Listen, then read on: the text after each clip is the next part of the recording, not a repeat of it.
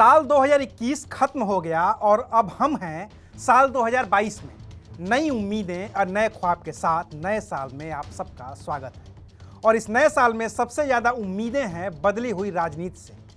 वजह यह है कि ये साल लोकसभा चुनाव से इतर सबसे बड़ा चुनावी साल होने जा रहा है, जहां बीजेपी और कांग्रेस के लिए बहुत कुछ खोने को है, बहुत कुछ पाने को है और इसमें क्षेत्रीय दलों की भूमिका भी बेहद अहम होने वाली है।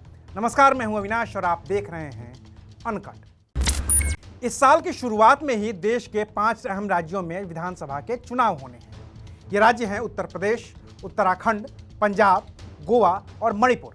इन 5 राज्यों में पंजाब में कांग्रेस की सरकार है, जबकि बाकी के 4 राज्यों में बीजेपी की सरकार है।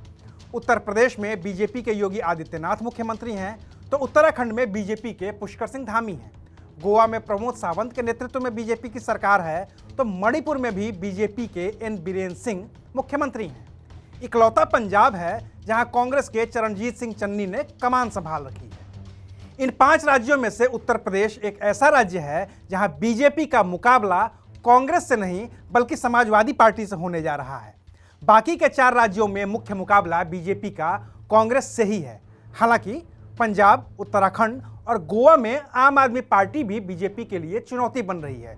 वहीं गोवा और मणिपुर में तो तृणमूल कांग्रेस के रूप में एक और प्रतिद्वंदी बीजेपी के सामने है। मार्च महीने के आखिर तक इन 5 राज्यों में जीत हार तय हो जाएगी। इसके बाद आएंगे राज्यसभा की 73 सीटों के लिए चुनाव। 245 सदस्यों वाली राज्यसभा में 2022 में 73 सीटें खाली हो रही हैं। मोटा मोटी करीब 1/3 सीटों पर नए राज्यसभा के सांसद चुने जाएंगे। और जो राज्यसभा सांसद इस साल अपना कार्यकाल पूरा कर रहे हैं, उनमें बीजेपी और कांग्रेस के कुछ अहम चेहरे हैं।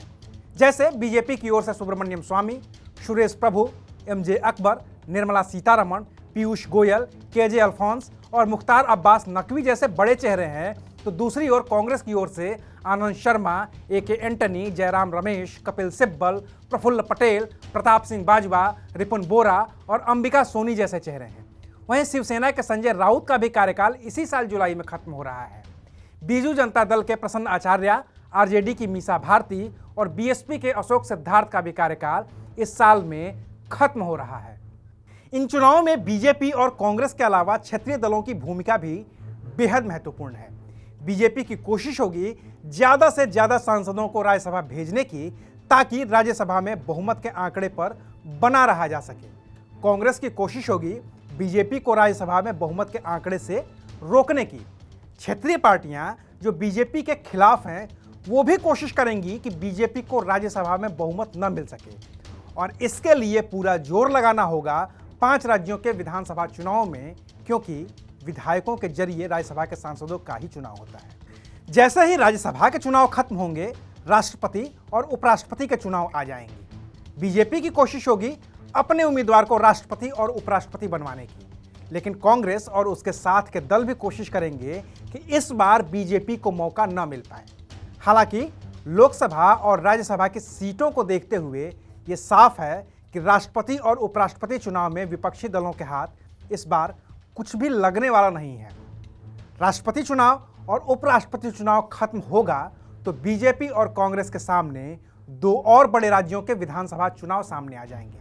ये राज्य हैं गुजरात और हिमाचल प्रदेश। इन दोनों की राज्यों में बीजेपी की सरकार है।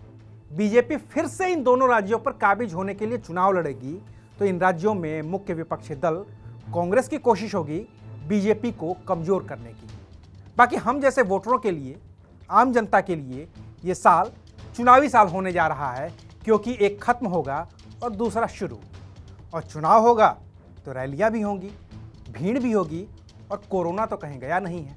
ऐसे में अपनी सरकार को चुनते समय अपनी सेहत का भी ख्याल रखिएगा और देखते रहिएगा कि कहीं रैली और जनसभा या भीड़ भाड़ वाली जगह से आप अपने घर पर कोरोना का वायरस तो लेकर नहीं लौट रहे हैं।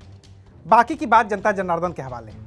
हमने अपना काम कर दिया, अब आपकी बारी है। शुक्रिया, आप देख रहे थे अनकट।